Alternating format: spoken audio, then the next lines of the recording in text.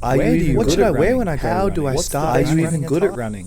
Whoa. Don't worry. All your questions will be answered in this video. So don't stress, sit back, and let's start answering all these questions about running, about me. And to that first question, that why question, why run?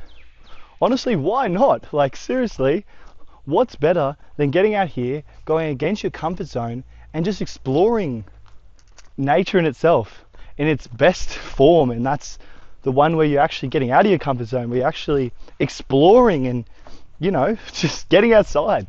What better way to get outside and go exploring than to actually add some cardio, increase that dopamine, increase those endorphins, increasing those feel-good emotions, and just getting out here. And I'll tell you what, no better way to do it than in a forest, eh? Like this is one of the best places to do it. Like you've just got all the noises that just encapsulate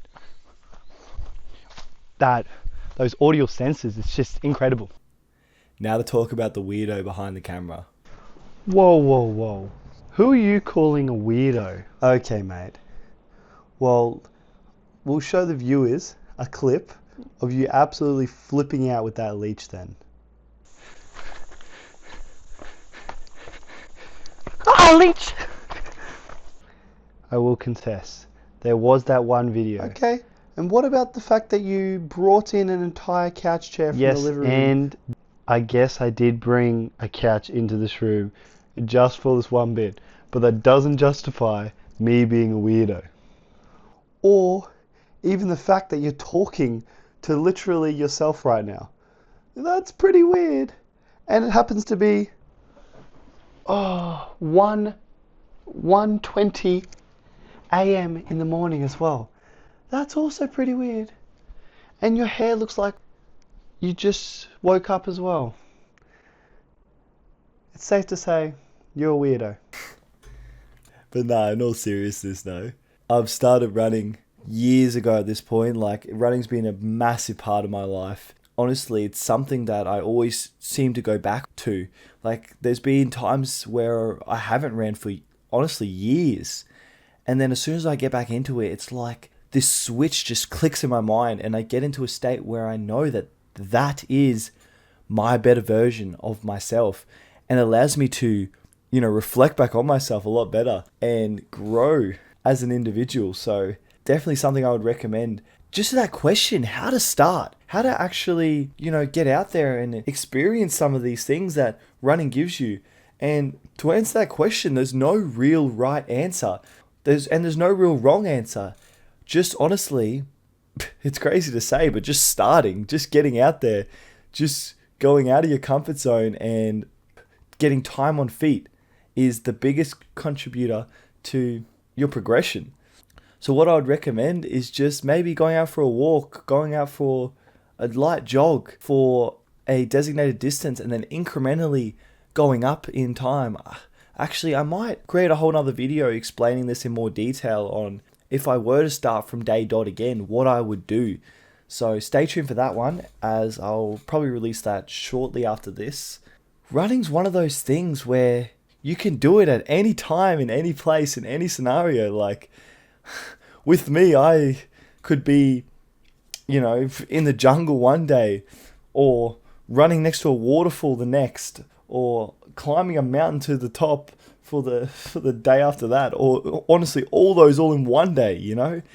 The world is really your oyster. Like there's so many opportunities to get out there and experience these things and experience what nature has to offer, because it's absolutely gorgeous, especially in the Brisbane region. So I'm actually starting to go explore all the tracks, and what I'm going to do is document them all and have a whole rating system for these tracks in the Queensland region. Maybe even plan to organise runs with all of us, going from the smallest or the shortest run all the way up to the longest one. So yeah, stay tuned for that, because I love to meet you all in the future and, you know, grow together.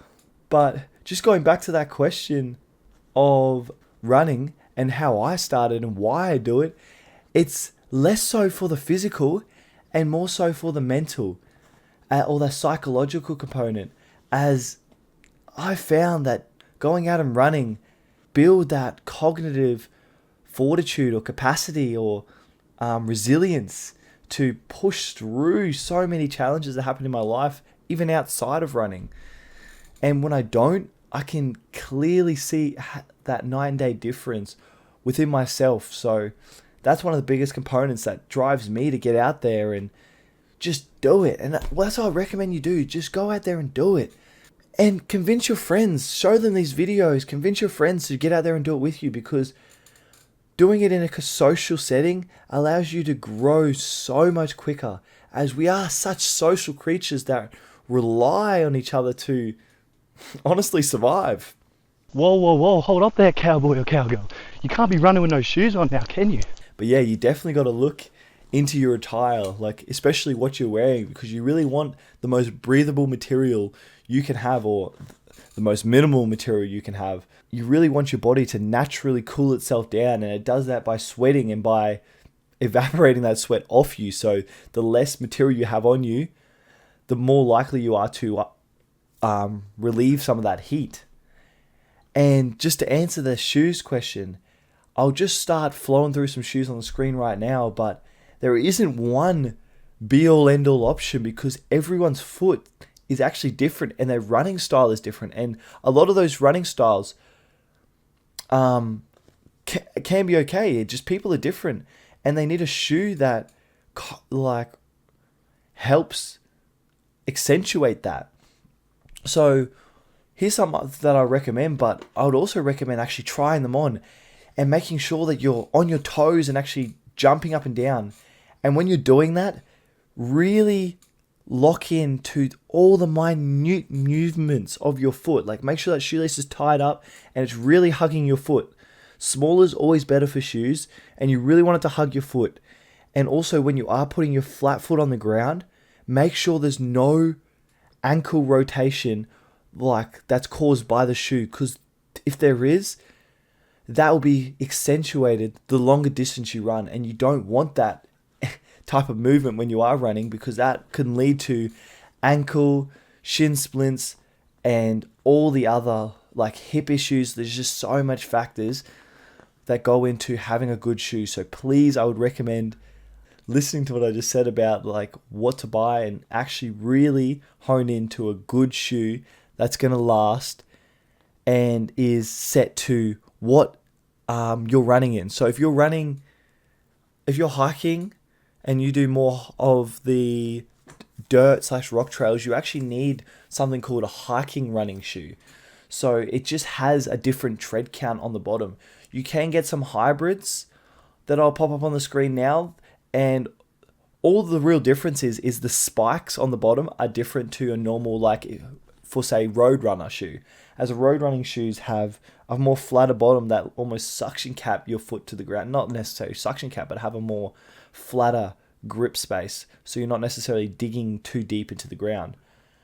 But yeah, whatever you're doing, just pick a shoe that corresponds to that. And just one final note, get out there, experience what this world has to offer, because it is, because I can promise you, you will not regret doing it.